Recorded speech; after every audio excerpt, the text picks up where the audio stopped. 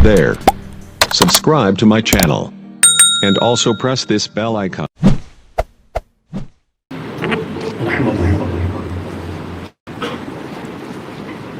ونصلي ونسلم على سيدنا مولانا محمد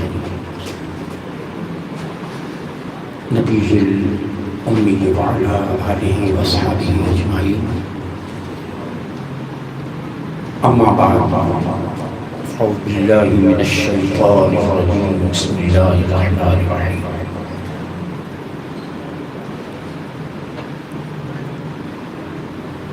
كل نفس ذائقة الموت.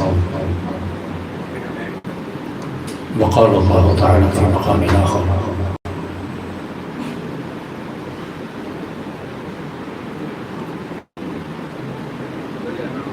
هو الذي أرسل رسوله بالهدى ودين الحق ليظهره على الدين كله. صدق الله مولانا العظيم.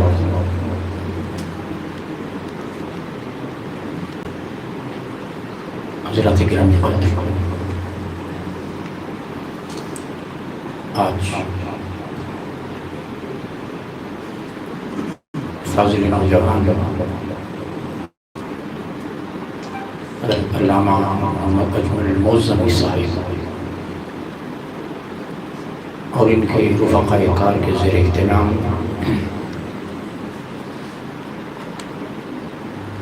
آج کا یہ تعزیتی اجلاس انعقاد پذیر ہے اس عظیم شخصیت کی نام ان کی یاد میں اور ان کی سال سبب کے لیے جنہیں آج ہم ملک نوید الحق کے معنی صاحب کے نام سے جانتے ہیں.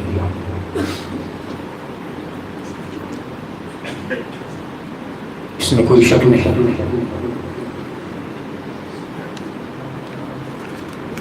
کہ ان کی شخصیت اور ان کا مزاج اور خدمت دین متین کے لیے ان کا جذبہ وہ قابل تقلید بھی ہے اور قابل مثال بھی.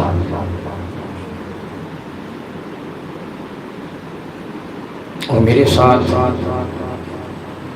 تو ان کی شفقتوں کا اور محبتوں کا ایک خاص انداز ہوتا تھا. میں جب بھی پچھلے کئی سالوں سے اپنے پاکستان قیام کے دوران جب بھی سرگودا ہے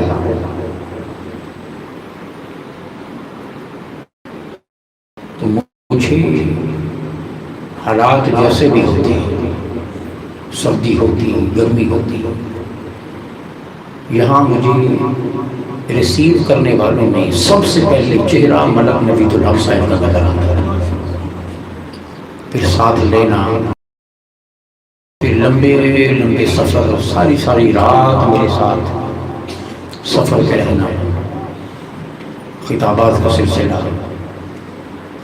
اور پھر واپس لاہور یا اسلام آباد روانگی کے وقت تک بعض اوقات صبح ہو جاتی ہے. جب تک روانہ نہ کر لیتے تب تک وہ مسلسل ساتھ رہتے ہیں. آج پہلی بار جب اترا تو عجیب سا احساس،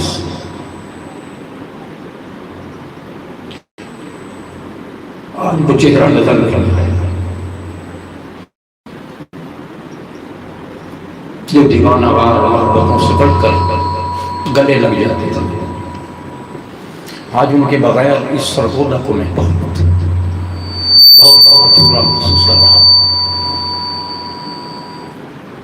اللہ رب العزت ان کے درجات بہت بلند فرمائے، بلند آواز سے کہہ دیں آمین۔ اللہ پاک دین متین کے لیے اور مشن کی سربلندی کے لیے ان کی پیش کی گئی خدمات پر ان کو اجر عظیم عطا فرمائے، اور وہ یقیناً اس بات کا مظہر تھے جیسا کہ اللہ پاک نے قرآن مجید میں ارشاد فرمایا رجال لا تلہیہم تجارت ولا بیع عن ذکر اللہ، کہ مرد وہ ہیں کہ ان کی مصروفیات، ان کی تجارت، ان کا بزنس، ان کی گھرداری، ان کا خاندان، کچھ بھی انہیں اللہ کے ذکر سے نہیں روکتا۔ دنیا میں اتنی طاقت نہیں ہے کہ وہ مرد مومن کو اللہ کے ذکر اور اللہ کی یاد سے روک سکے۔ نہ تجارت میں وہ طاقت ہے، نہ کاروبار میں، نہ بزنس میں، نہ دنیاوی امور میں۔ اور اللہ کے دین کی سربلندی میں ہمہ وقت کوشاں رہنا، محنت کرنا، یہ بھی ہمہ وقت اللہ کے ذکر کی حالت میں ہی رہنا ہوتا ہے۔ جو شخص اپنے کاروبار سے، اپنی مصروفیات سے، اپنی گھرداری سے، بیوی بچوں سے، تمام معاملات سے وقت نکال کر دن کے کئی گھنٹے اگر خدمت دین میں صرف کرتا ہے تو جتنا اللہ اس کے نام کی سربلندی کے لیے، پیغام کے فروغ کے لیے فیلڈ میں گزارتا ہے، وہ ایک لمحہ اس کا حالت ذکر میں ہوتا ہے، وہ اللہ کے راستے میں ہوتا ہے۔ زندگی وہی زندگی ہے جو اللہ اور اس کے رسول کے نام پر جد و جہد میں بسر ہوتا ہے۔ یہی، اور جب انسان مرتا ہے تو پھر پتہ چلتا ہے کہ زندگی تو وہی تھی جو اللہ کے راستے میں گزارتی۔ پھر وہ جب ایک بہت بڑا اجرین بن کر سامنے آتی ہے تو پھر انسان وہ کیا کہتے ہیں کہ پہنچ کے در پہ تیرے کتنے معتبر ٹھہرے، اگرچہ راہ میں ہوئی جگ ہسائیاں کیا کیا۔ پھر جب اجر ملتا ہے تو انسان زندگی کی ساری تھکن بھول جاتا ہے۔ اور مجھے تصاویر بھیجی مزمی صاحب میں، یا غالباً چھوٹے بھائی نے، احمد نے، واضح طور چہرے پہ مسکراہٹ لے کر جانے والی شخصیت ملک نوید الحق ٹوانا تھا۔ اور مرنے کے بعد چہروں پہ یہ مسکراہٹیں ایسی نہیں آئی۔ مرنے کے بعد مسکراہٹ اس کے چہرے پہ آتی ہے جس نے موت کے بعد مسکرانے کا اس زندگی میں کوئی بندوبست کر رکھا ہو، اور وہ کیا ہوا، محنت کی ہے، اللہ کے دین اس مشن کو قائم کیا ہے۔ اب وہ زندگی بھر کی جد و جہد اور اس راستے کی ساری تھکن موت کے بعد چہرے پر جھومنے والی اور کھلنے والی مسکراہٹ میں تبدیل ہو گئی۔ موتیں دو قسم کی ہوتی ہیں، اچھی موت، بری موت۔ مرنے کے بعد بعض چہرے اچانک ہو جاتے ہیں، ان کے رنگ تک تبدیل ہو جاتے ہیں، چہرے بڑی بھیچے ہوئے ہوتے ہیں، چہرے کی سکن بڑی کھنچی ہوئی نظر آتی ہے، واضح لگتا ہے بے چینی ہے چہرے پہ، مضطرب حالت میں گیا ہے، پریشانی کی حالت میں گیا ہے۔ اور بعض چہرے ایسے، علامہ اقبال کہتے ہیں کہ نشان مرد مومن بات گو چنبر گاید تبسم بر لب روز، فرماتے ہیں کہ آ میں تجھے بتاؤں مومن کون ہوتا ہے۔ فرمایا مومن کی نشانی یہ ہوتی ہے کہ جب دنیا سے جاتا ہے تو وہ زیر کفن مسکراتا ہوا جاتا ہے، ہنستا ہوا جاتا ہے۔ تو وہ ہنستے ہوئے دنیا سے گئے، مسکراتے ہوئے گئے، نہایت اطمینان میں نے بہت کم لوگوں کو اس طرح نصیب ہوتا ہے۔ وجہ کیا ہوتی ہے؟ بھیانک ہو جانا چہروں کا، پریشان کن حد تک ان کے تصورات کا دکھائی دینا، اور بعض چہروں کا کھلا ہوا ہونا۔ وجہ یہ ہوتی ہے کہ زندگی میں جو کچھ کیا ہوتا ہے نا، مرنے سے پہلے وہ سارا کچھ سامنے آتا ہے، انجام دکھایا جاتا ہے۔ جہاں فرشتے جا رہے ہوتے ہیں وہ مقام دکھایا جاتا ہے، وہ جگہ دکھائی جاتی ہے مرنے سے پہلے کہ یہ وہ جگہ ہے جہاں تجھے لے جایا جاتا ہے۔ انجام برا ہو، انسان سخت گناہگار ہو تو برا انجام دکھایا جاتا ہے۔ قبر کے حالات کو اچھے دکھائی نہیں جاتے، اب وہ روتا ہے، تڑپتا ہے، کوشش کرتا ہے بھاگ جاؤں، چیخوں، روؤں، دیواروں سے ٹکرے ماروں، یہ اس کی کنڈیشن ہوتی ہے۔ اپنی بھیانک شکلوں کے ساتھ فرشتے جب وہ پریشان کو منظر دیکھتا ہے تو ساری پریشانی اب ہاتھ تو سکتا نہیں، نہ ہاتھ ہلا سکتا ہے، نہ پاؤں ہلا سکتا ہے، آزاد پر تو پڑھنے لگے، وہ ساری بے چینی اور اضطراب اور پریشان اس کے چہرے پر۔ این جب موت کا لمحہ آتا ہے، جس کنڈیشن میں چہرہ ہوتا ہے روح بدن سے نکل جاتی ہے۔ اب جو امپریشن ہوتا ہے چہرے کا وہ واپس نہیں آتا، کیوں؟ حرکت روح کے سبب ہوتی ہے۔ جب روح نکل گئی تو اب چہرہ جہاں ہے ٹوٹا ہوا ہے، تو اب وہ ہونٹ اس طرح وہ واپس نہیں آتے، چہرے کے وہ تصورات تبدیل نہیں ہو پاتی، چونکہ حرکت تو روح کے سبب ہے، روح نے رہی نہیں، جس حالت میں تھا وہ روح نکل گئی۔ ایسے ہی مرد مومن ہوتا ہے، جب اس کی جان نکلتی ہے، مسند امام احمد بن حنبل کی روایت، پھر اسرائیل علیہ السلام پھر اکیلے نہیں آتے، مرد مومن کا پروٹوکول ہوتا ہے، پھر اللہ کے راستے میں مجاہد اور مرد مومن عاشق رسول تو نیک و صالح بندے کی روح کو قبض کرنے کے لیے اکیلے نہیں آتے، پھر 500 فرشتے لے جاتے ہیں۔ بولیں 500 فرشتوں کے ساتھ آتے ہیں، پھر وہ روحانی روح کے لیے روحانی کفن بھی جنت سے لاتے ہیں، پھر خوشبو بھی جنت سے لاتے ہیں، بڑی عزت و احترام خوبصورت شکلوں میں آ کر سامنے بیٹھ جاتے ہیں، بڑے احترام کے ساتھ محبت کے ساتھ آ کے بیٹھتے ہیں۔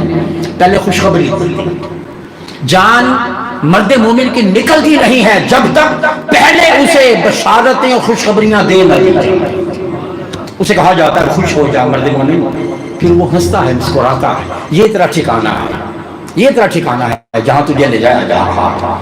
پھر وہ مناظر دکھائی دیتی ہیں، پھر عالم نور دکھائی دیتا ہے، پھر وہ بلندیاں دکھائی دیتی ہیں، قرب الہی نظر آتا ہے، جلوے نظر آتے ہیں، پھر وہ خوش ہوتا ہے، ہنستا ہے، مسکراتا ہے، اور کہتا ہے کہ فرشتوں جلدی کرو، دیر نہ کرو، فوراً میری روح قبض کرو اور مجھے اس ماحول میں لے جاؤ، مجھے محبوب کے قدموں میں لے جاؤ۔ خوش ہوتا ہے، ہنستا ہے۔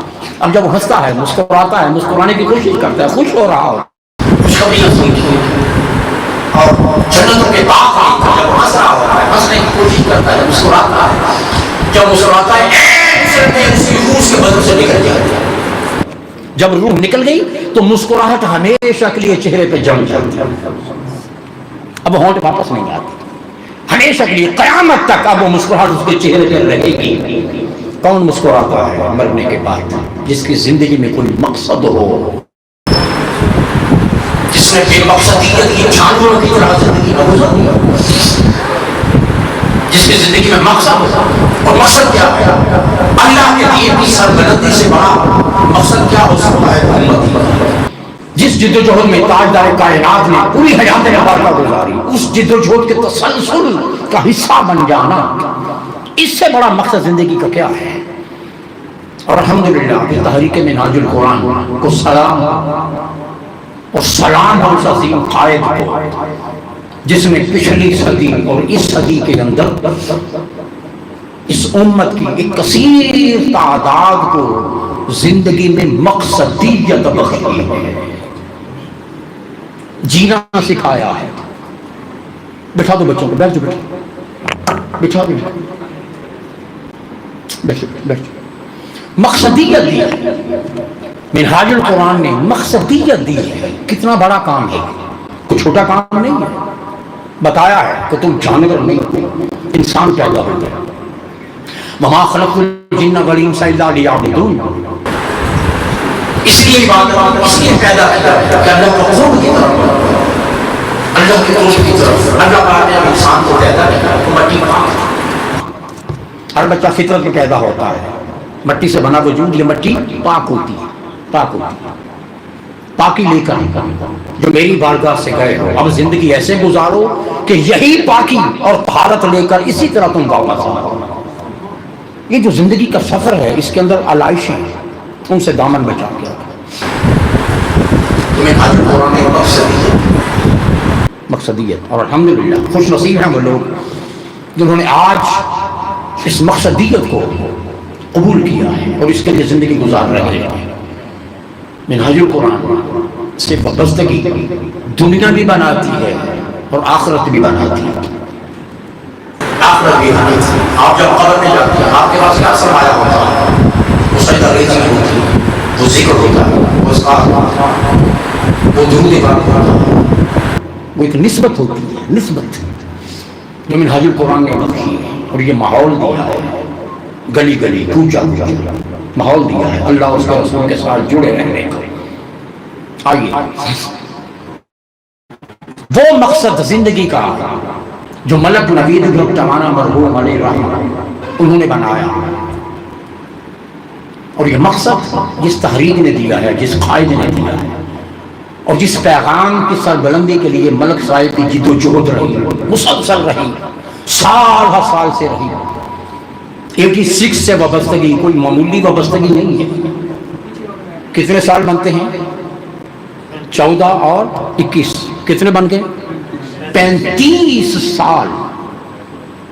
35 سال کی وابستگی کوئی چھوٹی وابستگی نہیں ہوتی.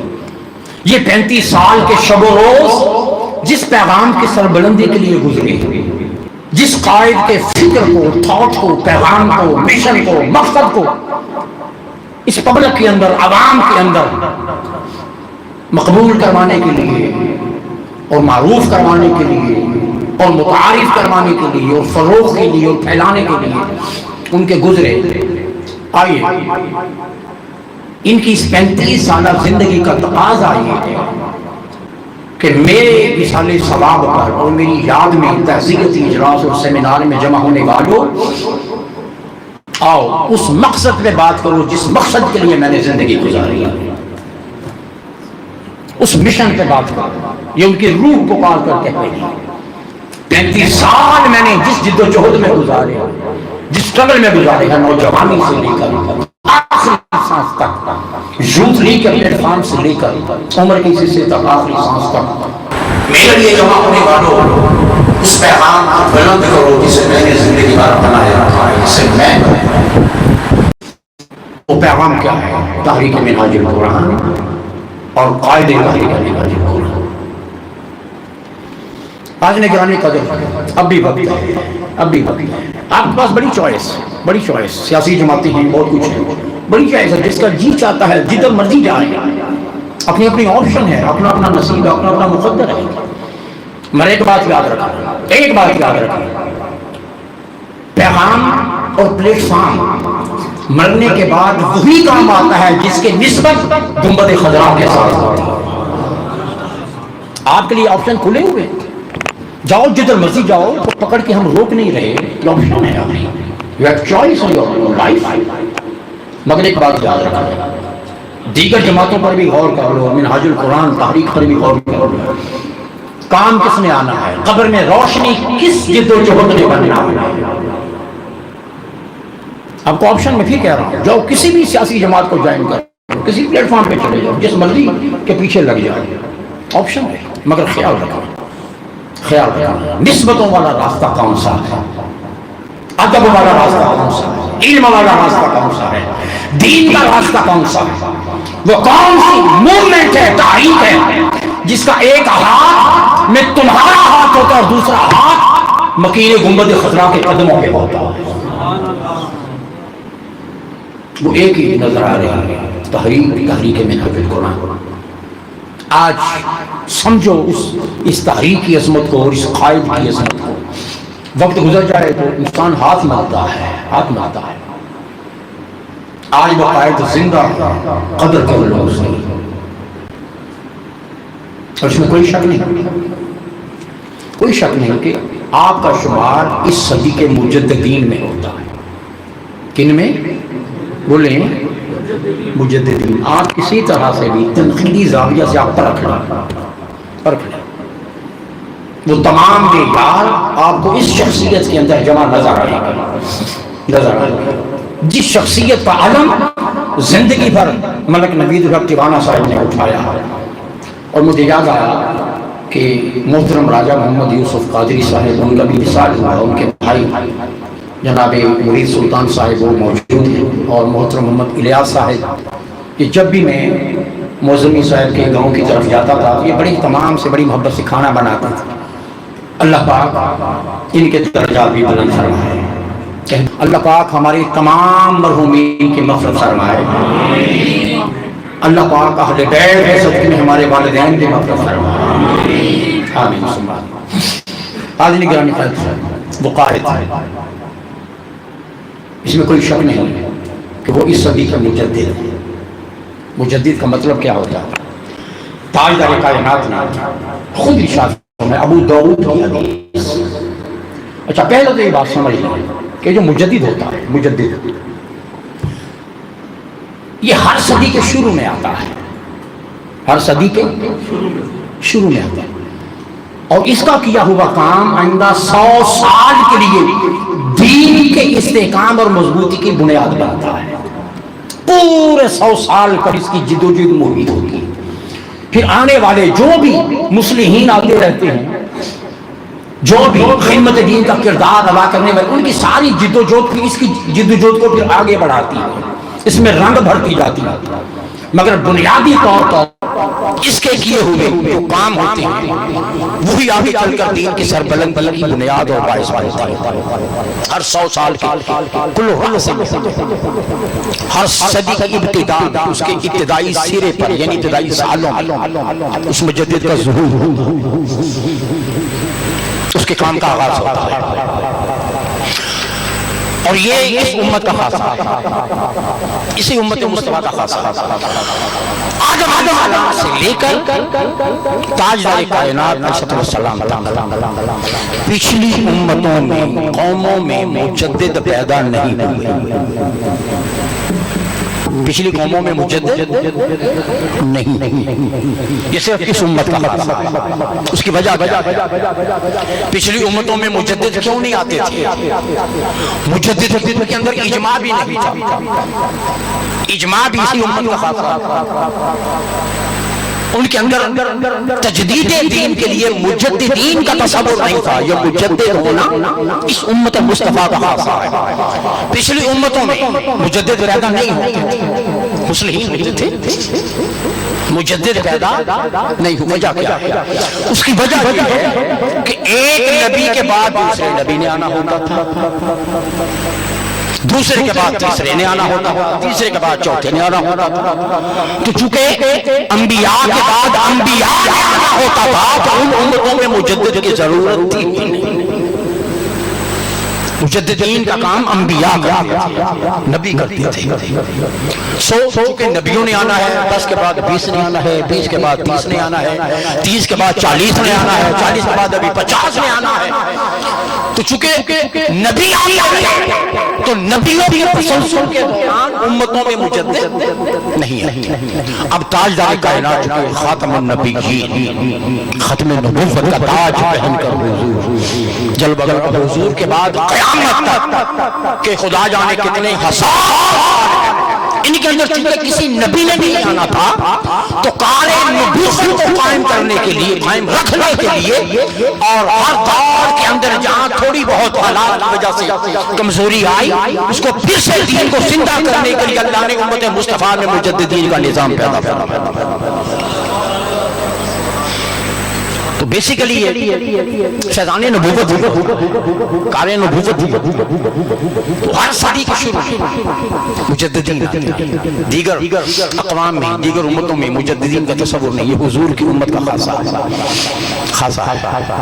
اور ابو داؤد کی حدیث فرمایا کہ ان اللہ یبعث لهذه الامه على راس كل 100 سنه من يجدد لها دينها، اللہ پاک ہر صدی کی ابتدا ہر صدی کی ابتدا میں میری امت میں ایسے لوگ بھیجتا رہے گا جو دین کی تجدید کرتے رہیں، دین کی تجدید کا مطلب عقائد تو وہی قائم ہے، تجدید کا مطلب یہ ہے کہ جن جن گوشوں میں کمزوری واقع ہو گئی مکمل تو ہو گیا، الیوم اکملت لکم دینکم کمپلیٹ تو ہو گیا، مگر وقت کے ساتھ ساتھ جب دنیا داری زیادہ چھا جاتی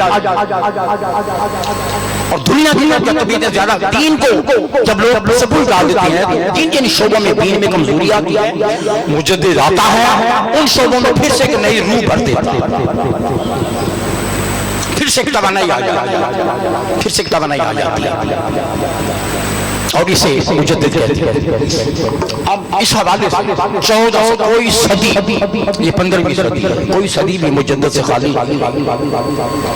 اس حوالے سے پہلی صدی کا مجدد، پہلی صدی پہلے مجدد سیدنا عمر بن عبدالعزیز رضی اللہ تعالی، شیخ الاسلام امام اسماعیل الحلبی فرماتی ہیں وَإِنِّي نَظَرْتُ فِي 100 سَنَةٍ فَإِذَا هُوَ عمر بن عبدالعزیز رضی اللہ تعالیٰ عنہ فرمایا کہ جب پہلی صدی میں جب میں نے دیکھا تو مجھے جو مجدد نظر آیا اس ہستی کا نام عمر بن عبدالعزیز بھی فرماتے ہیں کہ وَإِنِّي نَظَرْتُ فِي 100 ثَانِيَةٍ فَإِذَا هُوَ محمد بن ادریس الشافعی، فرمایا کہ دوسری صدی میں جب میں نے دیکھا مجدد کون ہے تو مجھے دوسری صدی کے مجدد جو نظر آئے ان کا نام امام شافعی رحمۃ اللہ،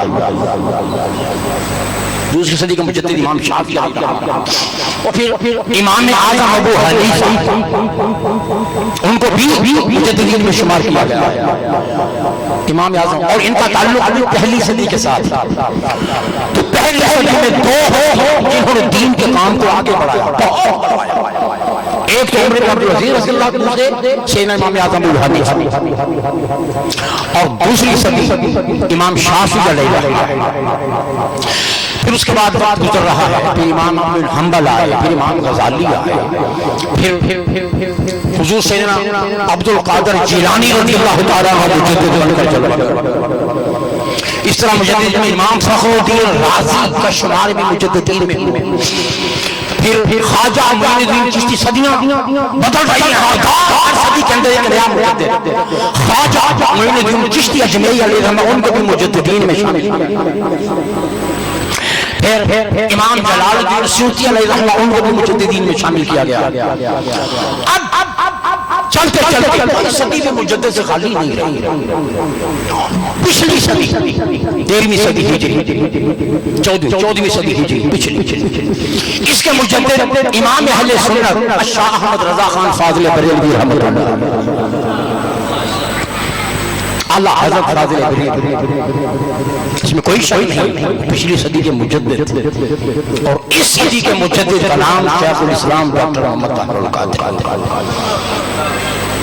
اب ایک حیرت انگیز بات بتاؤں، ذرا توجہ رکھیں، تاریخی بات ہے، کیسے آپ کے مجدد ہونے پر ایک بہت بڑی دلیل، تاجدار کائنات ارشاد فرماتے ہیں کہ ان اللہ یبعث لهذه الامه على راس كل 100 سنه، صدی کی ابتدا میں مجدد کب آتا ہے؟ صدی کی، بولیں صدی کی بگننگ میں، اس کی بالکل ابتدا میں آتا ہے۔ اب حیرت انگیز، اور یہ بات جو بالخصوص تحریک جو رفقاء ہیں اور اراکین ہیں، وابستگان کتنے ہیں؟ ہاتھ کھڑا کر کے الحمدللہ کثیر تعداد، اور شاہ صاحب کی تشریف آگے تشریف رہے ہیں، میں نے دیکھا نہیں، میں نے کہا آگے تشریف رہے، آل رسول آئیے پلیز پلیز آگے تشریف رہے، شاہ صاحب کی ہاں جی نہیں آل رسول، میں نے وہ دھیان نہیں دیا، آگے تشریف یہ ہار پہ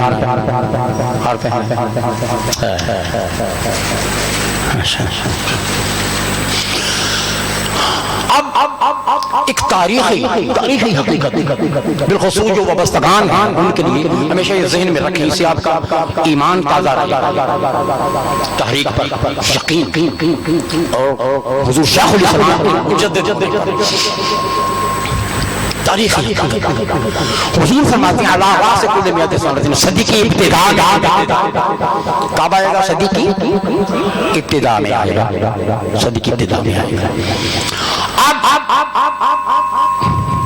15ویں صدی ہجری کا آغاز کب ہوا؟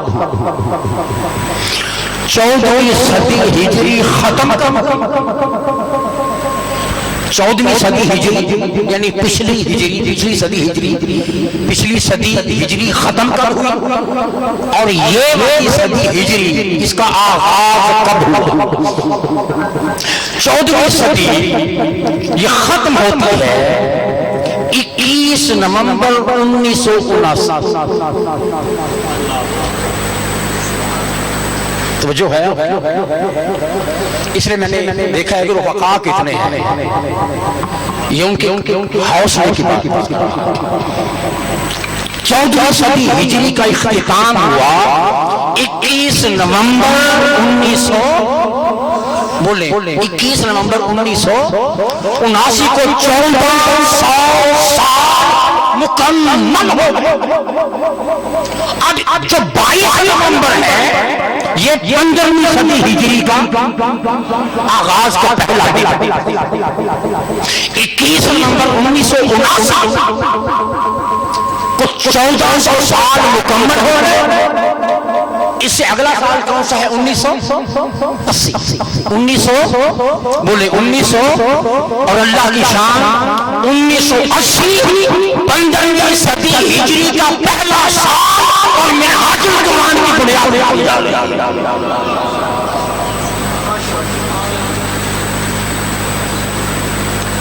اللہ راس کل میات سادات بات سمجھ آئی؟ 15ویں صدی ہجری کے پہلے سال اس روئے عرض پر اس شور کا آغاز ہو گیا کہ گران سرزمین سے طلوع ہونے والا ایک ستارہ اس نے لاہور اور دھرتی سے اپنا نور بکھیرنا شروع کر دیا، جسے پروفیسر محمد طاہر القادری کہتے ہیں۔ پھر یہی پروفیسر ڈاکٹر محمد طاہر القادری بنا، پھر یہی پروفیسر ڈاکٹر محمد طاہر القادری آج دنیا شیخ الاسلام کے نام سے انہیں اپنے سینوں کا نور بنا رہے ہیں۔ 15ویں صدی ہجری کا پہلا سال منہاج القرآن کی بنیاد رکھی گئی۔ یہ آپ کی دلچسپی کی بات ہے کہ نہیں؟ بالکل اللہ راس کل میات سادات۔ حاضرین گرامی اور پھر اب چیلنج ہے، اب چونکہ جب یہ طے ہو گیا کہ منہاج القرآن کی بنیاد اور اس کا یہ دھارے چشمے کب پھوٹنا شروع ہوئے تو اب پوری ورلڈ کے اندر نظر دوڑاؤ، پوری دنیا میں نگاہ دوڑاؤ، کوئی ایک ہستی پوری دنیا میں ایسی بتا دو، ڈھونڈو۔ ہم کیوں کہتے ہیں مجھے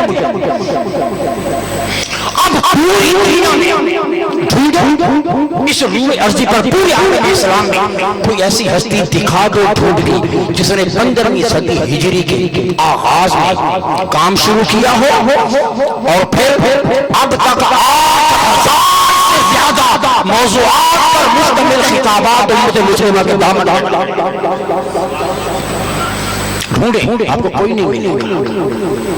پھر ڈھونڈو جس نے 15ویں صدی ہجری کے آغاز اعلان کلمت اللہ کی سطح بلند کی ہو اور پھر اس کی دعوت کا دائرہ کار 90 ملکوں تک پھیل گیا ہو،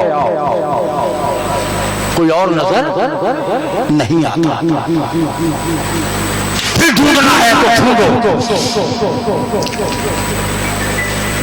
کہ کچھ ہی سالوں کے اندر 90 ملکوں کے اندر اپنی دعوت کو اس نے تنظیم سازی کو پھیلا دیا اور پھر کوئی ہے تو سامنے لاؤ کہ جس نے جدوجہد کا آغاز کیا ہو صرف ایک ملک کے اندر 600 سے زائد سکولز اور کالجز امت کے لیے کھول دیے. پھر کوئی اور ہے تو دکھاؤ کہ جس نے کسی شریعہ کاری اور جامعہ کی بنیاد رکھی اور پھر وہاں سے ہزاروں علماء کی کھیتے تیار ہو کر پورے عالم اسلام کے اندر دین متین کی خدمت کا فریضہ سر انجام دے رہے ہوں. پھر کوئی اور ہے تو ڈھونڈو جس نے ایک بڑی عظیم یونیورسٹی بنا دی. کوئی ہے تو لاؤ سامنے جس نے ویلفیئر کا نظام اتنا مضبوط اور وسیع بنا دیا ہو کہ جہاں جہاں امت مسلمہ اور انسان بھوک سے بھڑک رہی ہے یہ ویلفیئر رکنے لے تو اس کے گھروں اتنا وسیع نیٹ ورک ورلڈ وائڈ کس نے بنا دیا. اس کا فیض پوری عالم اسلام پوری عالم انسانیت میں جاری ہے. پھر کوئی ہے تو لاؤ سامنے جس نے 15ویں صدی ہجری کے آغاز میں جدوجہد کا آغاز کیا ہو تو اس نے مسلم کرسچن ڈائیلاگ بنا کر غیر مسلموں کے اندر بھی مصطفیٰ کی رحمت للعالمین کا پیغام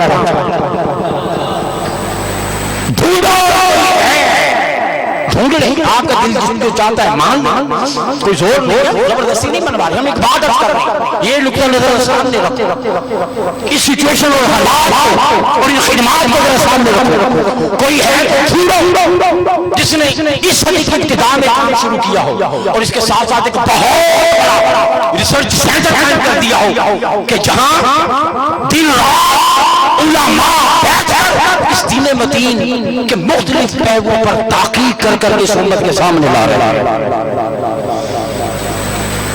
پھر کوئی ہے تو سامنے لاؤ جس نے اس صدی 15ویں صدی کے آغاز میں کام کی ابتدا کی ہو اور 1000 سے زیادہ کتابیں لکھ کر امت مسلمہ کے دامن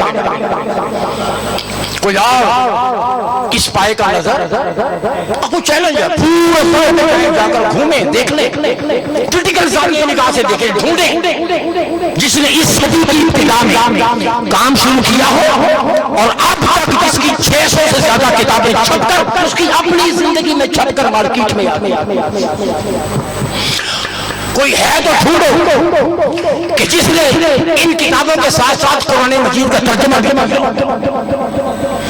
یہ ملک نوید الحق دیوانہ کے قائل کر رہا. کوئی ہے تو ڈھونڈو جس نے ساتھ ساتھ آپ جلدوں میں انسائکلوپیڈیا آف قرآن بھی دیا. کوئی ہے تو ڈھونڈو جس نے خدمت قرآن کے ساتھ ساتھ 20 جلدوں میں جامع سنن بھی دی. جس نے 5000 حدیث پر مشتمل 4 جلدوں میں المنہاج الشریف دی. جس پر عالم عرب کے شیوخ بھی صدائے تحسین بلند کر چکے ہوں. کوئی ہے تو ڈھونڈو جس نے 4 جلدوں اور 5000 حدیث پر مشتمل العطاء کی معرفت المصطفیٰ دی. ایک اور مجموعہ ہدایت العمدہ کے نام سے امت کو دیا ہوا. کوئی ہے تو لاؤ سامنے جس نے 12 جلدوں میں 35000 سے زائد احادیث پر مشتمل معارج سنن امت مصطفیٰ 35000 سے زائد احادیث معارج سنن 150 سے لے کر 200 کے درمیان احادیث کی چھوٹی موٹی کتابیں پھر کوئی ہے ڈھونڈو جس نے عقائد چھائی ہوئی گند کو دھونے کے لیے 25 جلدوں پر مشتمل کتنی جلد 25 جلدوں پر مشتمل جس نے مجموع عقائد 2 جلدوں میں کتاب توحید دی 2 جلدوں میں کتاب سنت دی. کوئی ہے جس نے 100 سے زیادہ کتب صرف امت مسلمہ کے گرد آلود ہوتے ہوئے عقائد کے گرد دھونے کے لیے اس امت کو 100 سے زیادہ کتابیں صرف عقائد پر تاکہ وہ مصطفیٰ جانے اور خالق و مالک سے انسان کا تعلق دھندلائے عقلی فکری طور پر ہر زاویہ سے وہ کلیئر ہو ہر زاویہ اس کا صبح گھومنے میں خطر آتا. تو کوئی ہے سامنے لاؤ جس نے سیرت الرسول 14 جلدوں میں لکھ کر امت کے حوالے والے کی اردو زبان پہلی سیرت اتنی ذخیرہ 14 جلدوں میں یہ دے دی 2 جلدوں میں سے اس کا مقدمہ ہے اس کے علاوہ بہت سے کتابیں فضائل پر شمائل پر خصائل پر بے شمار کتابیں اس امت کو ہدایہ کی اس کے علاوہ فقہ ہے اصول فقہ ہے سیاست ہے قانون ہے معیشت ہے سائنس ہے تصوف ہے ہیومن رائٹس انسانی حقوق اور دیگر موضوعات پر قلم رکھتا چلا گیا اور کتابیں قطار اندر قطار واضح وجود میں آتی چلی جاؤ عالم اسلام میں کوئی ڈھونڈ نہ ہو جس نے 15ویں صدی ہجری کے آغاز خدمت دین کا بیڑا اٹھایا صدا بلند کی اور ان میدانوں میں اتنا کام سر انجام دے دیا ہو جو دین کی تجدید کے لیے بہت اہم بنیاد حال نے گرامی قدر پھر دہشت گردی کا جب رسول پھیلا تو قائد تحریک پیچھے نہ رہے ہر شخص میں خود ان دنوں جواب ادھر ہی تھا جب یہ 9/11 کا ہوا ہے اٹیک عجیب حالت تھی مسلمانوں کی ہر مسلمان اپنے اندر ایک شرمندگی محسوس کر رہا ہے گردن جھکا کے چل رہا ہے جیسے وہ اسی نے دھماکہ کیا ہر بندہ اپنے آپ کو مجرم تصور کر رہا ہے میڈیا نے یہ ماحول مسلمانوں کی گردنیں جھک رہی ہیں اب سوائے مذمت کے کچھ نہیں ہم مذمت کرتے ہیں ہم کنڈیم کرتے ہیں ہم کنڈیم کرتے ہیں بڑے شیخ بڑے علماء بڑے قائدین ہم مذمت کرتے ہیں اسلام کا دہشت گردی سے کوئی تعلق نہیں ہے ہم مذمت کرتے ہیں سوائے مذمتوں کے کچھ نہ ہوا اس عالم میں 600 صفحات پر مشتمل عالم اسلام میں جس نے مکمل طور پر خبائث کے فتنے سے پردہ اٹھایا ہے اور اس دہشت گردی کے خلاف اس نے ٹھوک بچا کر دین کے موقع پر بیان کیا اس کو ہم صلی اللہ علیہ وسلم اور پھر لوگوں کو حوصلہ ملا ٹیررزم کے اگینسٹ جو بھی بات کرتا اس کے ہاتھ میں شیخ الاسلام کا فتویٰ کہ حوصلہ یہ سر اٹھا کر دینے کی ہمت کس نے کی ایون یہاں تک کہ بعد جو معتدل قسم کے بیلسٹ قسم کے معتدل قسم کے پادری تھے جب انہوں نے حق میں بات کی تو ان کے ہاتھ میں بھی شیخ الاسلام کا فتویٰ تھا ان کے ہاتھ میں شیخ الاسلام کا حاضر گرامی پھر فروغ عشق رسول جن تحریک منہاج القرآن کا آغاز ہوا عشق پر بات کرنا عشق پر بات کرنا ایک عجیب سا ماحول بن گیا تھا لفظ عشق کی اصطلاح پر ویسے ہوتی تھی یہ عشق کیا ہے یہ عشق کے بڑے مضمون معنی میں استعمال ہوتا ہے اس آپ عشق رسول کے لیے کیوں استعمال کرتے ہیں اس لفظ عشق اور اس کی منہاج القرآن اس امت کے سامنے نکھار رہا پھر عشق رسول کانفرنسز کا انعقاد لوگوں کے اندر مدھم ہوتا یہ چراغ اسے پھر سے جلایا ہے آنکھیں پہ بھیگی ہیں نام محمد عشق مصطفیٰ نے دیوانہ وار لوگ کرتے اس عشق کی شمع جلائی یہ بجھی عشق کی آگ وہ جو علامہ نے کہا تھا بجھی عشق کی آگ اندھیر ہے مسلمان نہیں راکھ کا ڈھیر ہے اس راکھ کے ڈھیر کے اندر عشق کی چنگاری جلانے والی اس دور کے اندر ذات شیخ الاسلام محمد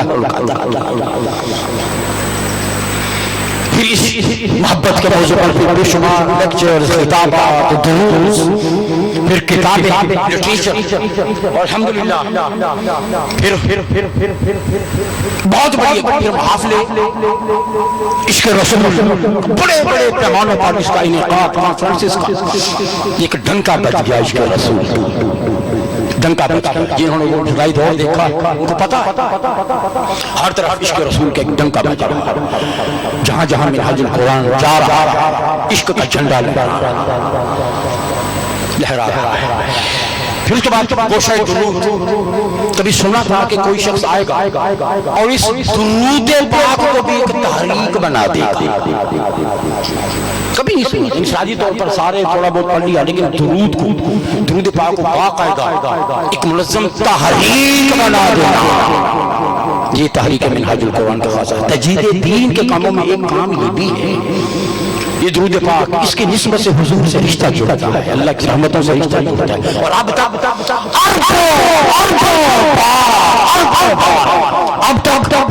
گوشہ درود کے تحت درود پاک غلامان مصطفیٰ کی طرف سے بارگاہ مصطفیٰ میں پہنچایا.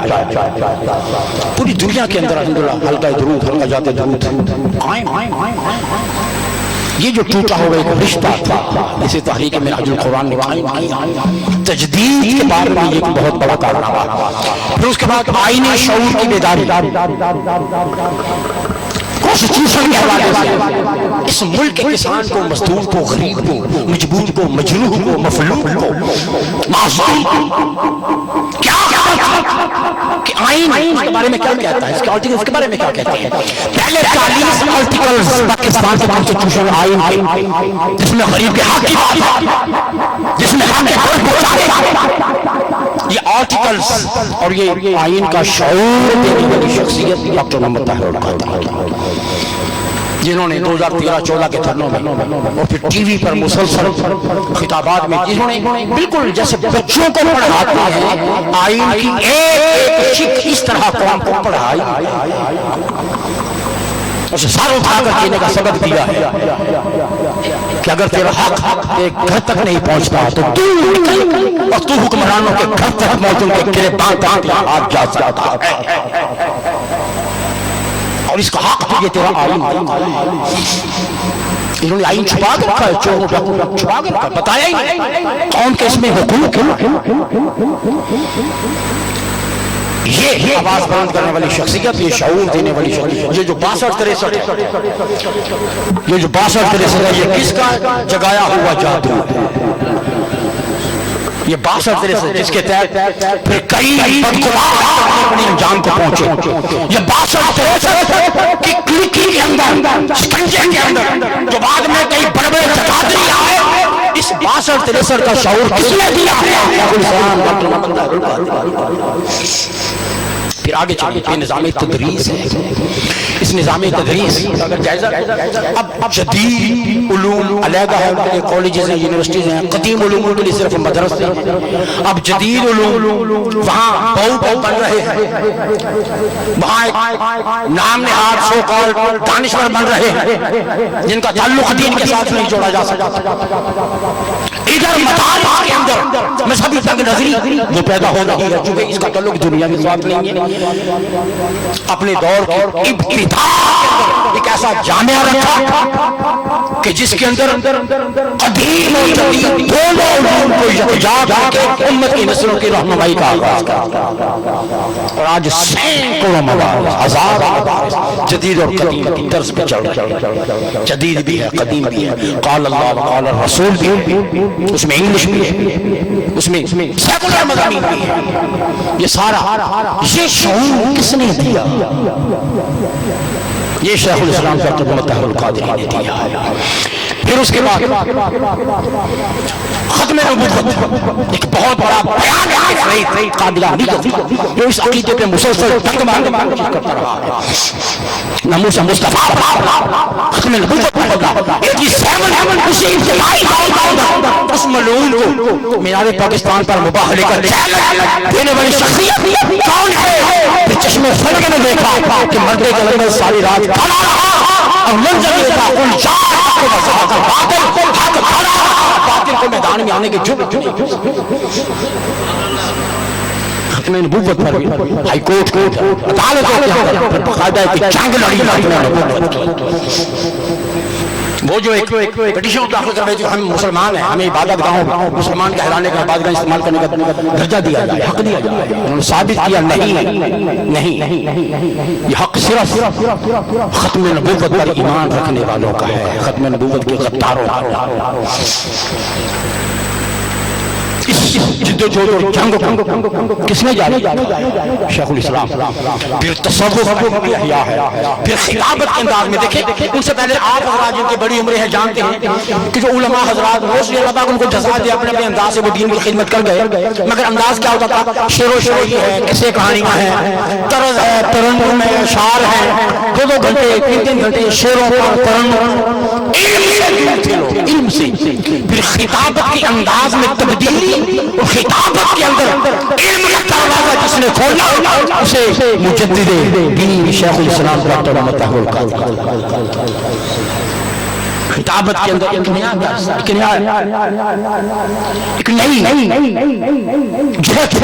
متعارف کروانے والی خطابت ایسے بھی ہوتی ہے، شعر و شاعری اور یہ ترنم اور سوز، ٹھیک ہے، لیکن ایک انداز یہ بھی ہے، پھر یہ انداز الحمدللہ اتنا پھر مقبول ہوا کہ طاہر القادری کی آواز اور پھر لوگ دھڑکنوں کی آواز بنتا چلا جائے. پھر خطابت میں علم آیا، علمی رنگ آیا، پھر اہل سنت کو اس کے گلائے حوصلہ، ایک یہ بہت بڑی تبدیلی حاضر کرنے کا.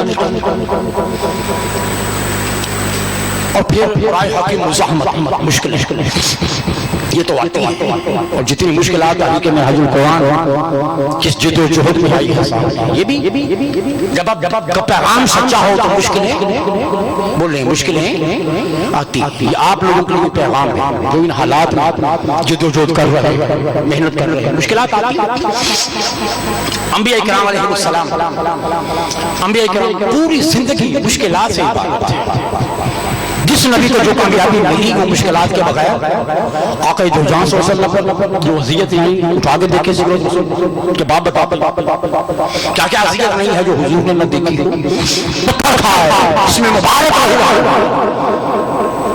پورا مصطفیٰ کا اس دین کی بلندی کے لیے کٹ گیا. مشکلات آتی اگر آپ حق پہ ہیں تو مشکل آئے گی، اگر آپ حق پہ ہیں تو مشکل آئے گی. اگر جھوٹ ہے تو ہر طرف سمجھوتا کرتا، حق سمجھوتا باطل کے ساتھ سمجھوتا نہیں کرتا.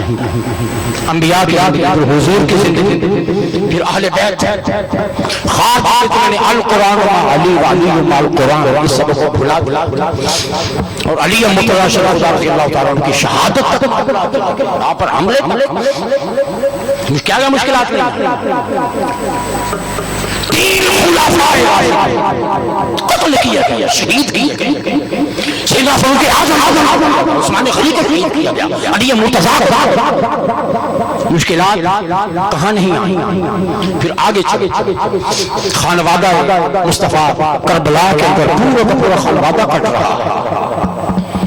مشکلات مگر مشکلات کے اندر سے ہی، مشکلات کی ظلمتوں کے اندر سے ہی دین کا چراغ ڈالتا، دین کو سربلندی ملتی ہے، تجدید ملتی ہے. اور پھر آگے چلے امام یحییٰ بن زید، یہ ذرا تھوڑا سا تاریخ دین حق کہ راستے میں آنے والی مشکلات میں سے کر رہا ہوں یہ حصہ، ان مشکلات سے آپ حیران ہیں. امام یحییٰ بن زید امام حسن کے پوتے، ظالموں نے ان کے جسد اقدس کو نکال کر سولی پہ لٹکا دیا اور یہ مسلسل امام حسن کے پوتے ان کا جسد پاک 6 مہینے تک سولی پہ لٹکا دیا. یہ حضور کا گھرانہ ہے، حضور کی اولاد ہے. آپ کو زیادہ لڑ رہے ہیں کہ آپ پر مصیبتیں نہیں آئیں گی، پریشانیاں نہیں آئیں گی، رکاوٹیں نہیں آئیں گی، مگر اصول یہی ہے کہ تھکنا نہیں، چلتے جانا ہے. 6 سولی پہ لٹکایا رکھا. بلاخر ابو مسلم خراسانی نے سولی سے اتار کر جنازہ پڑھا اور تدفین. پھر امام نفس زکیہ ان کے بھائی حضرت ابراہیم بن عبداللہ بن حسن مجتبی، یہ بھی امام حسن کے پوتے، ان کا سر دست کاٹ کر سولی پر لٹکایا گیا. پھر تمام ائمہ اہل بیت شہید ہوئے. کتنے امام ہیں ائمہ اہل بیت؟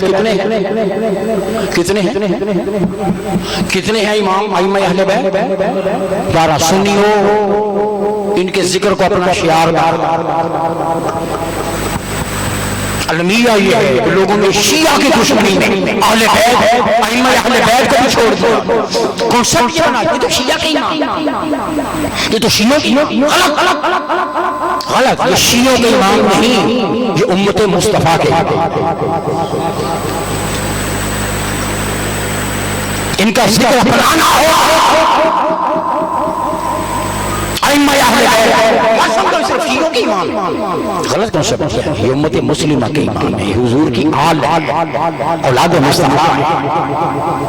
ان کے ذکر سے، ان کے فکر سے جو دریچے کھلے ہوئے امت مسلمہ کے لیے، امام اعظم ابو حنیفہ فرماتے ہیں کہ جو 2 سال میں نے امام جعفر صادق کی خدمت میں گزارے نولا سنتان حالت نعمان، فرمایا کہ اگر وہ 2 سال میری زندگی میں نہ ہوتے تو ابو حنیفہ ہلاک ہو جاتا۔ آپ کی حنفیت یہ اماموں کا فیض ہے، ائمہ اہل بیت کا فیض ہے۔ حضور کے خاندان مقدس کے 9 اماموں سے امام اعظم ابو حنیفہ نے فیض لیا۔ آپ کی جو حنفیت ہے اس میں 9 اماموں کی روشنی۔ یہ ائمہ اہل بیت 12 امام شہید، 12 امام، یہ رائے حق کی میں قربانی 12 امام شہید، مولا علی شہید، امام حسن امام علی مقام علیہ السلام طلباء سے شہید ہوئے، پھر امام زین العابدین ولید نے ان کو زہر شہید ہوئے، امام باقر ان کو ابراہیم بن ولید اس نے زہر دیا شہید ہوئے، امام جعفر صادق خلیفہ منصور اس نے زہر دیا جو شہید ہوئے، امام موسیٰ کاظم زہر دیا گیا زہر سے شہید ہوئے، امام علی رضا خلیفہ مامون زہر دیا گیا شہید ہوئے، امام تقی شہید ہوئے، امام نقی شہید ہوئے، امام حسن عسکری شہید ہوئے۔ یہ سارے امام شہادت رائے حق کی قربانی، رائے حق کی صحبتیں ہیں، رائے حق کی شہادتیں ہیں، رائے حق میں اپنا خون دیا ہے، زندگی دی ہے، تب یہ دین کا چلا۔ اور تجدید دین میں اہل بیت کا کردار ہے، تاریخ سے فراموش نہیں کر سکتے، جو حضور کی اولاد ہے جیسے دین کو زندہ۔ حاضرین اکرام، امام اعظم ابو حنیفہ اب ان کی جو مخالفت ہوئی، امام شافعی فرماتے ہیں کہ قیامت تک جو شخص دین کی سمجھ حاصل کرے گا وہ امام اعظم ابو حنیفہ کا محتاج ہے، محتاج۔ ان پر جو الزامات، جو مظالم اٹھائے گئے، الزامات لگے، ان پر ضعیف الحدیث ہونے کا الزام لگا امام اعظم ابو حنیفہ ضعیف۔ آپ شیخ الاسلام رحمۃ اللہ علیہ الزامات کو بھی دیکھ لیا، اس نے اٹھائی ہے سربراہی میں بھی دیکھتے چلے جاؤ، امام اعظم پر ضعیف الحدیث ہونے کا الزام لگا، اور ایک الزام یہ لگا کہ یہ حدیث رسول کو اپنی رائے سے رد کرتے ہیں، ایک الزام آپ کفر کے فتوے لگائے، امام اعظم پر کفر کے فتوے لگائے گئے، اور ان کے تجدیدی کام کو ابلیسی فتنہ قرار دیا گیا۔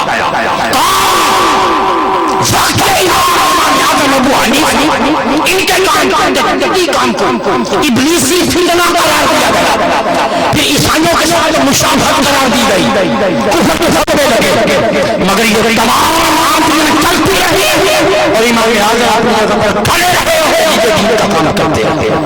آج وہ کہاں ہے مخالفت، کہاں ہے وہ فتوے، کہاں ہے وہ مزاحمت، کہاں ہے وہ قولے تو امام کے فتوے پر برسائے گئے، کہاں گئی وہ شے، نہ وہ قول رہی، نہ قولے رہے، نہ مفتی رہے، نہ مولوی رہے، شخص ہر بھرا کنفیوژن کے بعد آج کا نام گونج رہا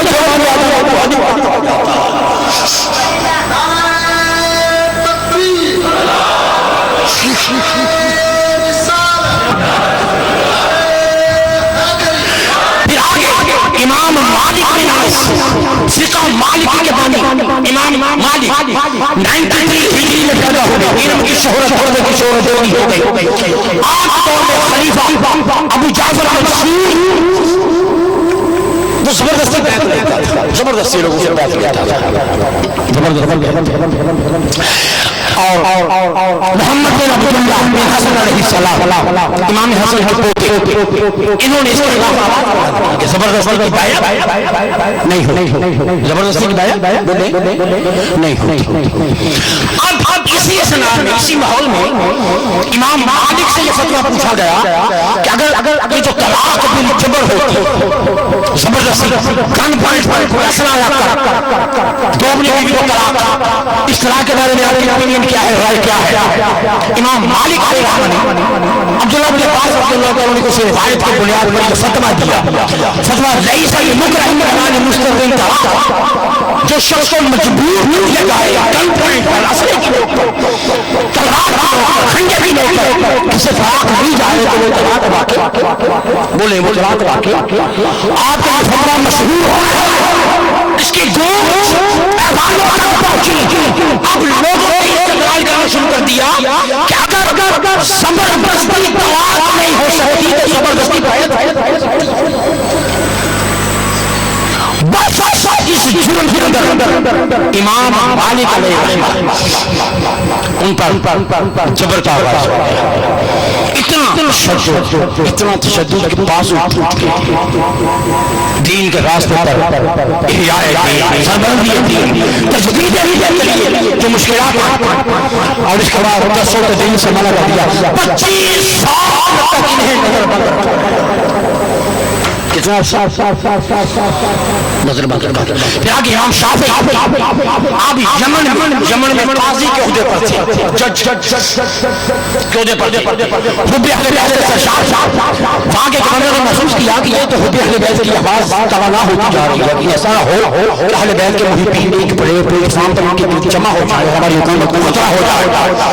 یہ سوچا یمن کے گورنر نے شیعہ یمن کے گورنر نے کہ یہ شیعہ ہے، شیعہ ہونے کا الزام لگا دیا۔ اسی ماحول کے اندر امام شافعی علیہ رحمت کی صدا علیہ رحمت کی صدا طلب ہوئی، جو آج بھی ہر منبر سے گونج رہی ہے۔ امام شافعی نے فرمایا کہ مجھے شیعہ کہنے والوں، رافضی کہنے والوں سن لو، اگر علی علی اللہ شیعت ہے، اگر حب اہل بیت شیعت ہے، اگر فاطمہ حسن حسین علی ان کے ناموں کو صدا دینا، نام سے محبت کرنا یہ اگر شیعت ہے تو سن لو، لگا ہو جاؤ، میں رافضی ہوں۔ اگر حب اہل بیت ہی شیعت کا نام ہے تو ڈنکے کی چوٹ میں کہہ دیا اچھا پھر سمجھ لو کہ میں شیعہ فلی شادی سقلان پھر گواہ ہوتا ہو کہ اگر حب اہل بیت ہی شیعہ ہونا ہے تو سن لو شافعی شیعہ، یہ جواب دیا اگرچہ وہ شیعہ نہیں تھی۔ آگے جانے کا پھر امام احمد بن حنبل نے خلق قرآن کا مسئلہ پڑھا، ان کو اجازت دی گئی، پہلے مامون خلیفہ مصعب معتصم مسلم شب جاری رکھا، جیل میں ڈال دیا، 3.25 سال جیل میں رہے احمد بن حنبل، 80 کوڑے مارے، کتنے 80 کوڑے مارے جائے، جو جبر ہو سکتا تھا روا، مگر وہاں گئے وہ کوڑے مارنے والے نام گونج رہا ہے تو آج امام احمد بن حنبل کر مشکلات ختم ہو جاتا، اذیت ختم ہو جاتی، نام حق والوں کا زندہ رہتا۔ امام بخاری یہ اہل حدیث کے امام، سب سے پہلے نام ہی بخاری شریف کا آتا، حدیث جگہ جگہ رہے، یہ امام بخاری اپنے زمانے کے مولویوں کی سازش سے نہ بچ سکے، امام بخاری اپنے زمانے کے مولویوں کے فتووں سے نہ بچ سکے، یہاں تک کہ حاکم بخارا خالد بن احمد نے درباری مولویوں سے بخارا خالد بن احمد نے درباری مولویوں سے فتوا لے کر امام بخاری کو اپنا وطن چھوڑنے پر مجبور نکال دیا گیا۔ تاریخ بغداد کے مطابق تاریخ بغداد کی روایت، ایک رات دعا کی مولا بس اب اٹھا اب مجھے اب دکھ بہت ہو گئے، اب مجھے اٹھا اس دعا کے 1 مہینے کے بعد آپ کا وصال۔ امام بخاری دربدر کر دیا گیا، نکال دیا گیا، اور آج نام کس کا زندہ ہے؟ نکالنے والوں کو پوچھتا بھی کوئی نہیں، کوئی نام جانتا لگا نہیں، گھر گھر کے اندر بخاری کی صدا آج ہے کہ نہیں؟ آج بھی نہیں ہے۔ امام نسائی رافضی ہونے کا تعالیٰ دیا گیا، ہر وقت علی کچھ کوئی بات امیر شان کے بارے میں کچھ کہی، کوئی حدیث کوئی حدیث صحیح ہو تو میں بتاؤں، کوئی حدیث صحیح ہے ہی نہیں امیر شان کے بارے میں تو میں بیان کروں گا، یہی جرم تھا حضرت امام نسائی علیہ السلام ان کو کوئی مار کر پھر اس طرح امام غزالی احیاء علوم الدین، آپ کو پتہ ہے جو احیاء علوم الدین جو کتاب ہے اسے جلانے کے لیے کئی حضرات اسے جلانے کے لیے واقع سرکار سارے نسخے ضبط کر لیے، سارے نسخے ضبط کر لیے کوڑے امام غزالی آئے، مگر آج غزالی ہو رہا ہے۔ اسے حضور غوث اعظم جیلانی رضی اللہ تعالیٰ عنہ جب اٹھے تجدید دین مجدد اپنی صدی کا مجدد حضور غوث اعظم جیلانی رضی اللہ تعالیٰ عنہ کہ جن کو دین کو زندہ کیا، بغداد کی طرف آپ نے سنا ہوگا یہ شخص بڑا کمزور ہے، نہیں فرما تمام ہے، اے محی الدین مجھے اٹھاؤ، آپ قریب گئے، دیکھا ہڈیوں کا ڈھانچہ ہے، پکڑ کر ہاتھ لگا کر جب اس کو اوپر کھڑا کیا تو وہ صحت مند ہو گیا، توانا ہو گیا، مسکرا کر کہنے لگا کہ میں کوئی عام کمزور شخص نہیں، میں تیرے نانے کا دین ہوں، حالات نے کمزور کر دیا تھا، ابو قادر جیلانی تمہارے ہاتھوں سے اللہ نے مجھے زندہ کیا۔ جب انہوں نے دین کا کام کیا، کیا کون سا فتویٰ تھا وہ حضور غوث اعظم کے خلاف مولوی مخالف ہو گئے، کچھے ہو کر ہم یہ سوال کریں گے، تم یہ پوچھو گے اور سب کے سامنے آگے غوث اعظم جواب نہ دے سکے، جب مجلس میں پہنچے سب کے سینوں پر توجہ کی، تمام علم اٹھا علم ہی ختم کر دیا، اب نہ کسی کے پاس علم بچا نہ سوال بچے، نہیں آگے دیکھ رہے ہیں۔ پھر آپ ایک ایک کو بتاتے گئے تیرا سوال یہ تھا تیرا جواب، تیرا سوال یہ تھا تیرا جواب، تیرا سوال یہ تھا تیرا جواب، مگر 100 مول اکٹھے ہو کے آیا مناظرہ کرنے کے لیے، فتوے دینے کے لیے، گھاٹا کھانے کا سمجھ رہا فتوے لگے، مولوی یہ جو کوئی مسجد قبلہ تھی اعتراضات سوالات یہ پروپیگنڈا، یہ جو مشین ہے پروپیگنڈے کی یہ بڑی خطرناک ہے، مگر وقت کے ساتھ ساتھ یہ مشینیں ٹوٹ جاتی ہیں، مشن زندہ رہتا ہے، یہ مشینیں ٹوٹ جاتی ہیں، مشن زندہ رہتا ہے۔ فرمایا کہ آج مولوی آ گیا، فرمایا کہ کہو اللہ حالت نماز میں کھڑا کیا، نگاہ اٹھا کے دیکھا وہ سامنے مگر مخالفت شیخ الاسلام آپ مخالفت مزاحمت شروع میں سے دین کا کام شروع کیا، وجہ سے مزاحمتیں شروع ہو گئی، مخالفتیں شروع ہو گئی، اور پھر خوابوں کے حوالے سے وہ طوفان مچا، وہ طوفان جب میں خود سے دیکھا، وہ طوفان جو مچا اور وہاں کا جو مروجہ خطرات کے بالخصوص ایک اخبار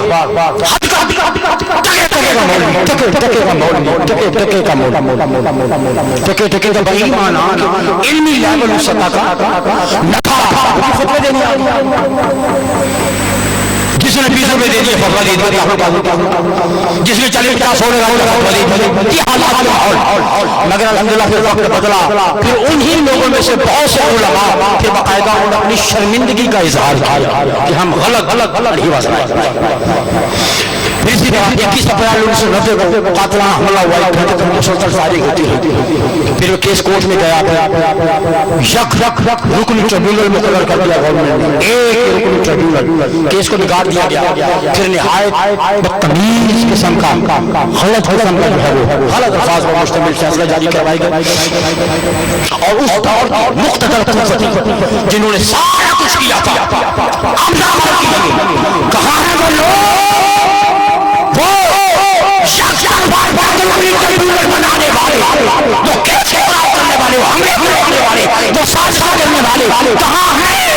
آج پوری دنیا میں عبرت کا نشان بنے ہوئے ہیں اور پوری دنیا میں جھنڈا لہرا رہا ہے۔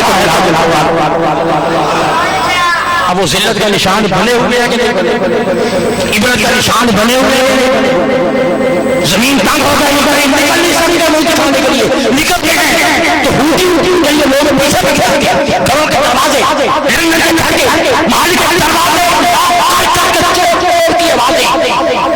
یہ دیوی نہیں تھی، یہ وہ ہے، یہ اقتدار کا بڑا بھروسہ تھا۔ ظالم اپنے ظلم سے ادھر ظالم کام کو پہنچ رہا ہے، پہنچے گا جو کسر رہ تو ہے نکلے، ابھی تو 14 خون رنگ لانے، 14 قتل ابھی رنگ لانے ہیں، قتل تو ایک نہیں چھپتا، تو 14 کیسے چھپے؟ رنگ لائے فیصلہ ہوگا اللہ کی عدالت انجام حاضر نگرانی کرتے ہیں۔ ہر طرح کی سازشاں معاملہ کرتے ہیں، مگر آج کہاں گئے؟ ہر چیز پانی ہو، وہ مفتی، وہ مولوی، وہ عدالت، حاکم، حکمران بہت پیچھے رہ گئے، اور دن کا اللہ کا شکر ہے کہ آج ہماری دنیا میں حاضر قوان تحریک قائم اور قائم رہے گی، قائم رہے گا انشاءاللہ، اس لیے کہ جو تحریک دین کو زندہ کرتی ہے وہ تحریک خود مردہ نہیں ہے، وہ تحریک خود مردہ وہ نہیں ہو سکتی۔ بس 5-7 منٹ میں بات حاضر گرامی کرتے بس آپ ایک نسبت کو اور پھر ایک ہم ایک دن میں بیٹھا ہوں، اچانک ایک بات ذہن میں آئی، ایک عجیب سا دلچسپ پہلے مجد سے لے کر اس دور پر مجد تک ان کی زندگیوں کو دیکھا، ان کی تعلیمات کو دیکھا، تو ایک چیز سب میں کامن ہے،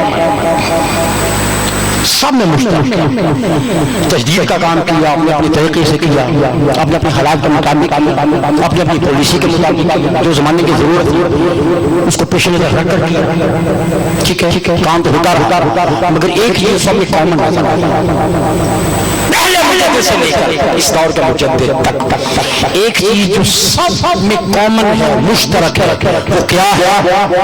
وہ دفاع اہل بیت ہے۔ وہ کیا ہے؟ وہ دفاع اہل بیت ہے۔ پہلی صدی کا مجدد عمر بن عبدالعزیز رضی اللہ عنہ 90 سال تک علی مرتضیٰ کو گاڑیاں علی مرتضیٰ کو گاڑیاں تھی، بنو امیہ کا یہ کیا ہے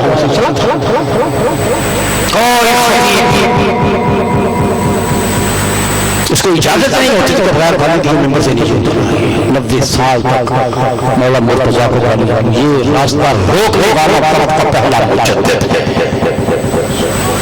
ایک شخص نے یزید کو امیر المومنین کہہ دیا، 20 گھوڑے مرائے، یہ بے حیا یزید کو امیر المومنین کہہ دیا 20 گھوڑے مرائے۔ یہ دروازہ کسے آگے بند کیا؟ پہلی صدی کے مجدد۔ اگلی صدی امام شافعی حب اہل بیت علی کا غلام اہل بیت کا، اگر کہتے ہو کہ میں شیعہ ہوں، ذکر اہل بیت کرنے سے تمہیں گمان ہو گیا کہ میں شیعہ ہوں، تو اچھا سن لو پھر میں شیعہ ہی صحیح کر لو جو یہ صدا جھوٹ مان بنا کرنے والے کون؟ اگلی صدی کے مجدد امام شافعی، پھر امام اعظم ابو حنیفہ علیہ رحمہ، یہ وہ امام اعظم 80 گھوڑے مارے گئے، اور امام حسن کے پڑپوتے سید نفس زکیہ کی حمایت، سید نفس زکیہ نے جب ظلم کے خلاف، حاکم نے ظلم کے خلاف آواز بلند کی، تو امام اعظم نے اہل بیت کا ہم بھی پیش کیے، اور پھر اس میں پھر سزائیں بھی اٹھیں، وہ بے اہل بیت میں سزائیں بھی اٹھیں، وہ بے اہل بیت میں کوڑے بھی کھائے۔ پھر آگے امام حنبل تیسری صدی کا مجدد، تیسری صدی کا مجدد امام حنبل پہلے مجدد ہیں جنہوں نے یزید کو کیا کہا؟ کیا کہا؟ کیا کہا؟ بڑا جبران کیا کہا؟ کافر نبی نبی کے بغیر کوئی شک نہیں، امام رسول اللہ میرا فتویٰ ہے، آل رسول کی حجت کرنے والا اور ان کی مقدس خون سے ہاتھ رکھنے والا یزید کافر ہے، کافر ہے۔ یزید کے کفر کو دینے والے تیسرے مجدد امام حنبل ہیں۔ پھر اس کے بعد پھر امام بیقی، امام طحطاوی، انہیں اٹھا کے دیکھ لے بے اہل بیت۔ پھر 5ویں صدی ہجری خود حضور غوث اعظم کے شہزادہ اہل بیت جو آلے یہ غوث اعظم رضی اللہ عنہ فرماتے ہیں، اے اللہ میں اگر اہل بیت کے وسیلے سے دعا نہ کروں تو تو میری دعا بھی قبول نہ کرنا۔ یہ حضور غوث اعظم رضی اللہ تعالیٰ عنہ. پھر اس کے بعد پھر 5ویں صدی میں امام غزالی. کون ہے؟ 5ویں صدی کے مجد امام غزالی. امام غزالی افضل القصص صفحہ نمبر 50 فرماتے ہیں کہ لوگوں تم علی کی بات کرتے ہو. علی جس گھوڑے پر بیٹھتا تھا وہ گھوڑا بھی جنت میں جائے گا. ابھی 8:45 پر میری گاڑی ہے لاہور کے لیے, مجھے نکلنا ہے. اور آپ چلو کوئی نہیں, آج اگر پہلے ہی ڈیسائیڈڈ تھا کہ اذان تھوڑی سی نماز تھوڑی سی لیٹ ہو جائے گی, آپ کو پریشانی تو نہیں ہے. اگر صرف 10 منٹ تک میں اپنی بات مکمل کر دوں. اجازت ایک نعرہ سنا دیں, میں نے تک سنا نہیں.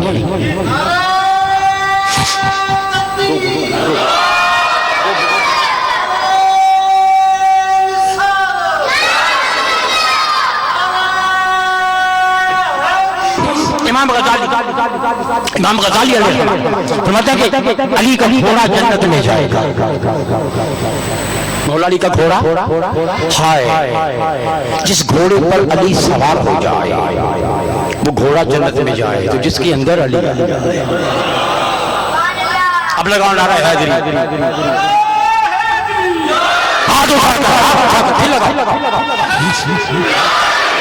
پھر 6 صدی ہجری خواجہ غریب نواز مجدد. 6 صدی ہجری خواجہ غریب نواز مجدد. یہ پیغام یہ میرا نہیں, یہ ملک نوید الحق کے غانا مرحوم علیہ رحمہ ان کی روح کا پیغام آپ کو دیا رہا ہوں. 6 صدی ہجری خواجہ غریب نواز پکار اٹھتے ہیں شاست حسین. دیکھ رہے ہیں سارے مجدد ہوبے اہل بیت میں ڈوبے اور اس ربائی پر بھی فتنہ کھڑا کر دیا گیا. چلو اس وقت انشاءاللہ 30 تاریخ کو فیصلہ آباد میں صرف اسی ربائی پر گفتگو ہوگی انشاءاللہ العزیز. خواجہ غریب نواز علیہ رحمہ شاست حسین بادشاہ است حسین دین است حسین دین پناہ حسین سردار دست دست یزید حقا کے بنائے لا الہ است حسین. خواجہ غریب نواز مجدد. آگے چلو پھر کہتے ہیں علی مرتضیٰ کعبہ میں پیدا ہوا. یہ نظریہ خواجہ غریب نواز کا علی کعبے میں خواجہ غریب نواز کا. پھر آگے چلو امام 6 صدی ہجری نہیں, امام فخر الدین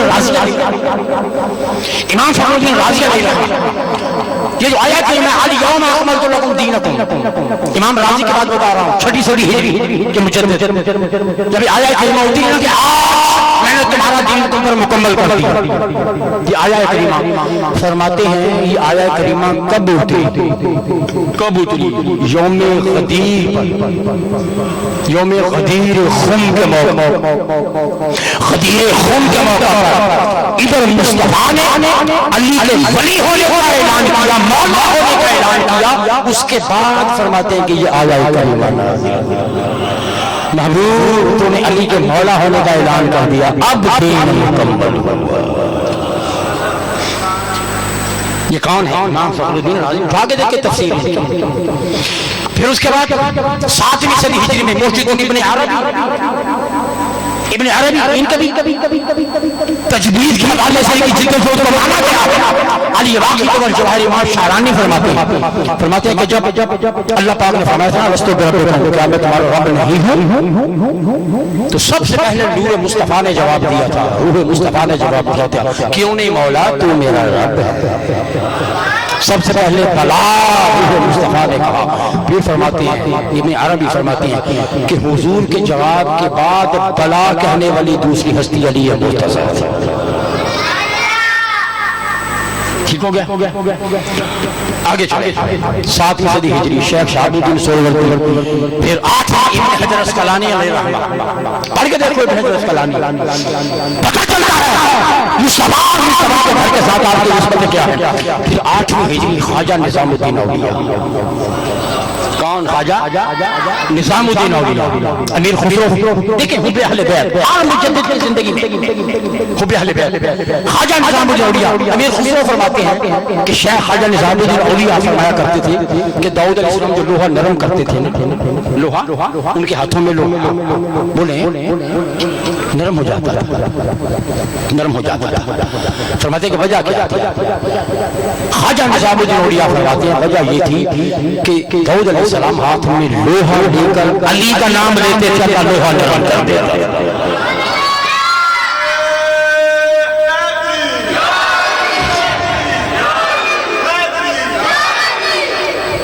آگے نمی، یہ 8ویں صدی، پھر 9ویں صدی امام جلال الدین سیوطی رحمۃ اللہ علیہ آپ کا عقیدہ فرماتے ہیں کہ میرے نزدیک اصح حال فاطمہ تو ساری کہتے کہ میرے نزدیک مصطفیٰ کے بعد سب سے زیادہ فضیلت فاطمہ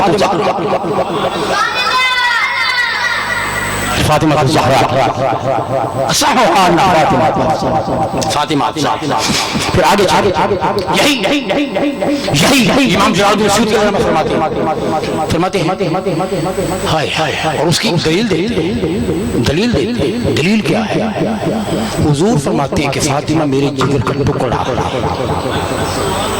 میرے جگر کا ٹکڑا ہے، تو اگر فاطمہ حضور کے جسم کا حصہ ہے تو کوئی مصطفیٰ کے جسم سے شان والا ہو تو دکھو،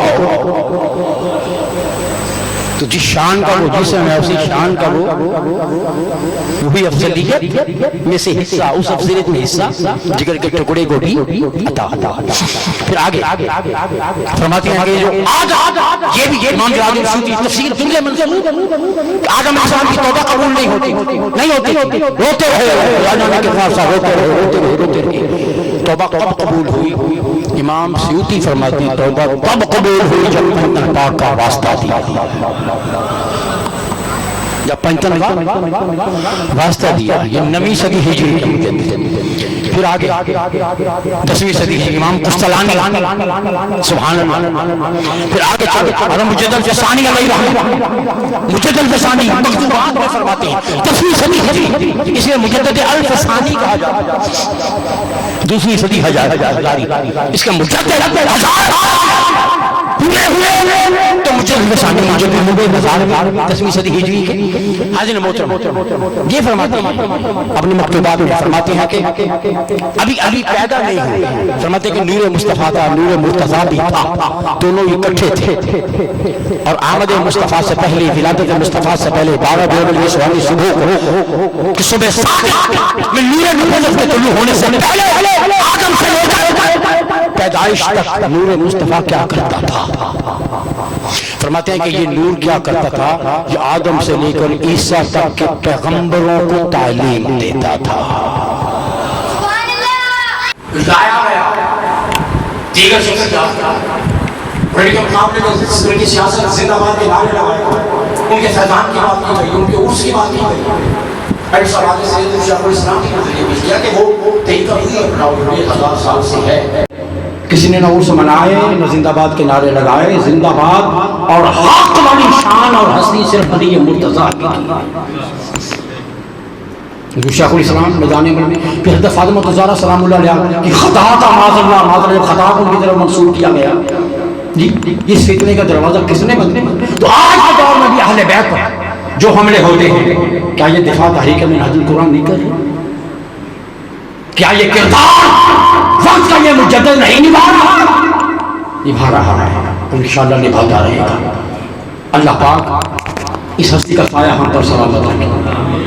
نسبت یہ وہ نسبت ہے لوگوں، آج جو لوگ وابستہ نہیں ہیں وابستہ ہو جاؤ، کسی کا پٹا گلے میں ہونا ضروری ہے۔ آپ کو حیرت انگیز بات بتاؤں، صرف 3 منٹ حیرت انگیز بات بتاؤں۔ روح البیان علامہ اسماعیل حقی فرماتے ہیں کہ بایزید بستامی کا ایک مرید تھا جسے رجل مغربی کہا جاتا ہے، رجل مغربی۔ ویسے تو حضور بھی قبر میں آتے ہیں، یاد رکھیں، اور غلاموں حضور کے غلاموں کی صورت میں حضور کا فیضان بھی قبر میں آتا ہے۔ روح البیان صاحب روح البیان علامہ اسماعیل حقی فرماتے ہیں کہ بایزید بستامی کا ایک مرید تھا، رجل مغربی کہا جاتا تھا۔ کہتے کہ جب وہ مرا نا، جب وہ قبر میں گیا، سوال ہونے لگے من ربک ما دینک ما کنت تقول فی کہ ھذا الرجل۔ یہ روح البیان کا حوالہ ہے، چھوٹی بات نہیں ہے۔ فرماتے کہ جب سوال و جواب ہونے لگے قبر میں تو راجل مغربی کہنے لگا اتسلونی وقد حملت فرمت ابی یزید علی عنقی فمزور وترکوه، کیا مجھ سے بھی سوال کرتے ہو من ربک، جو ساری زندگی بایزید بستامی کا خرقہ اپنے کاندھے پہ اٹھا کے پھرتا رہا ہے، کیا مجھ سے بھی سوال کرو گے؟ دیکھا نہیں دنیا میں غلام کس کا تھا، کس کی خدمت میں رہا، کس کا خرقہ اور کوٹ اٹھا کر میں ان کے پیچھے پیچھے پھرتا رہا، کیا مجھ سے بھی سوال ہوگا؟ بس یہ کہا فمزور وترکوه، اسے چھوڑ دیا، پھر فرشتے وہاں سے چلے گئے۔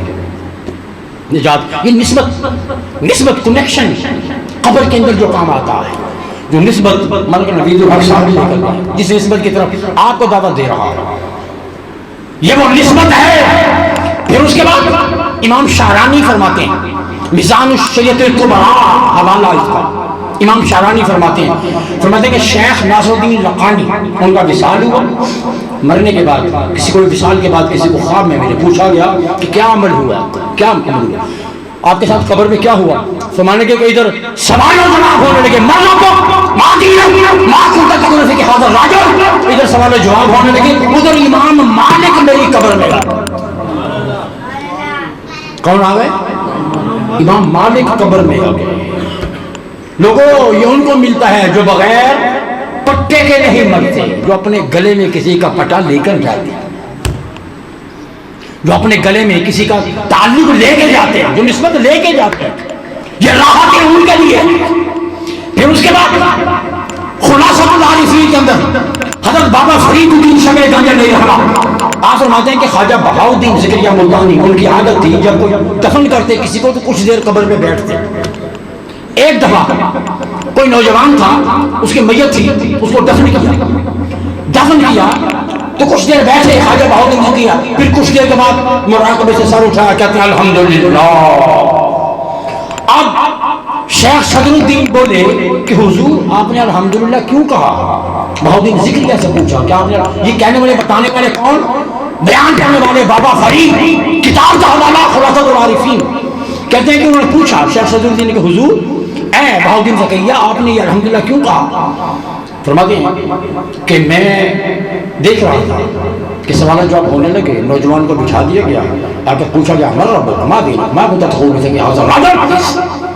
فرماتے ہیں کہ جب یہ سوال جواب ہونے لگے تو میں نے دیکھا کہ قبر کے اندر جلال الدین زکریا، قبر میں جلال الدین زکریا آ گئے، اور وہ کہتے ہیں کہ اسے چھوڑ دو یہ میرا مرید تھا، اسے چھوڑ دو یہ میرا، بولیں اسے چھوڑ دو یہ میرا مرید تھا، یہ میرا مرید تھا۔